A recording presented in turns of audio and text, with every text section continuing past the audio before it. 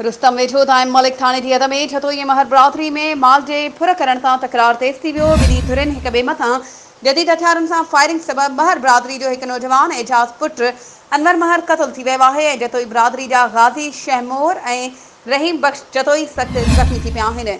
इन हवाले सां वधीक तफ़सील ॾेई रहियो आहे खानपुर मां CN न्यूज़ जो रिपोर्टर अनवर पहवार। जी अनवर, छा तफ़सील आहिनि?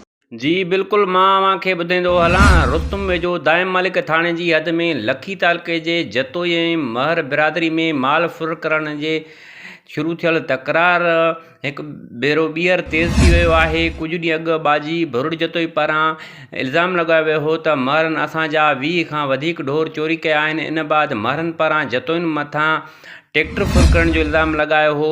ॿुधाए पियो वञे त अॼु सुबुह महर बिरादरीअ जे हथियारबंदनि जतोई बिरादरी जो बों खणंदड़ ट्रैक्टर अगवा करण जी कोशिशि कई ऐं जंहिं ते धुरियुनि में फायरिंग थी पई। ॿिन्ही धुरियुनि हिक ॿिए मथां जदीद हथियारनि जा मुंहं खोले छॾिया। फायरिंग में गोलियूं लॻण सबबि महर बिरादरी जो हिकु नौजवान एजाज़ पुट अनवर महर मौके ते क़तल थी वियो आहे ऐं जतोई बिरादरी जा गाज़ी ऐं शहमोर रहीम बख्श भुरड़ जतोई सख़्त ज़ख़्मी थी पिया आहिनि। फायरिंग सबबि पुल इलाइक़े में ॾहकाव पखिड़ियल आहे। इलाइक़े जा रोड रस्ता वीरान थी विया आहिनि ऐं धुरियूं हिक ॿिए ख़िलाफ़ मोर्चाबंद थियल आहिनि। महिरबानी अनवर, तफ़सीलनि खां आगाह करण जे लाइ। वधीक ख़बरुनि ऐं अपडेट्स जे लाइ असांजे चैनल खे सब्सक्राइब कयो ऐं हा, बेल आइकन खे प्रेस करण न विसारिजो त जीअं असांजी हर नई अचण वारी वीडियो तव्हां ताईं पहुची